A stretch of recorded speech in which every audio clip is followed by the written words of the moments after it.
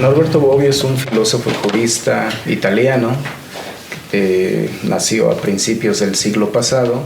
Buena parte de su obra, tanto en el ámbito del derecho como en la ciencia política, tiene que ver con algunos de los problemas que enfrenta el contexto político de su tiempo, no solamente de Italia, sino inclusive de Europa.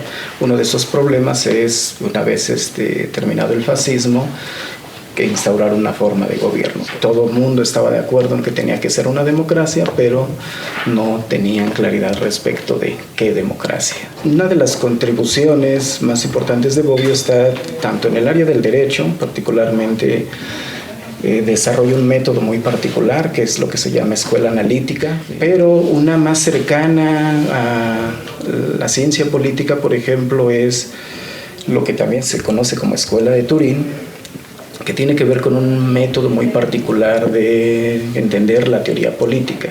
En términos de actualidad de la obra de Bobbio, hay muchas discusiones que hoy, por ejemplo, se han estado recuperando respecto del tema de los derechos. O sea, frente al positivismo jurídico y frente al impulso de cierta reflexión filosófica, de andar tratando de buscar los fundamentos últimos de esos derechos para mostrar que son verdaderos, que son incuestionables y por lo tanto de ahí poder garantizarlos. Bobbio decía que, pues bueno, habría que entender que son problemas distintos y que los derechos son derechos históricos que nacen cuando pueden, nacen en determinadas circunstancias y, pues bueno, que no todos tienen el mismo fundamento y que si algún acuerdo práctico, algún acuerdo político habría que alcanzar, precisamente era el de tratar de hacer diseños institucionales que nos permitieran garantizarlos, ¿no? O sea, el tema más urgente para Bobbio en ese sentido, o sea, a partir de los años 80, por ejemplo, será el de cómo diseñamos instituciones no solo nacionales, sino internacionales para que la voluntad política, o sea, la voluntad de los estados, haga lo necesario para garantizar esos derechos. Pero quizá la parte más influyente y que más se ha leído de la obra de Bobbio es su teoría de la democracia.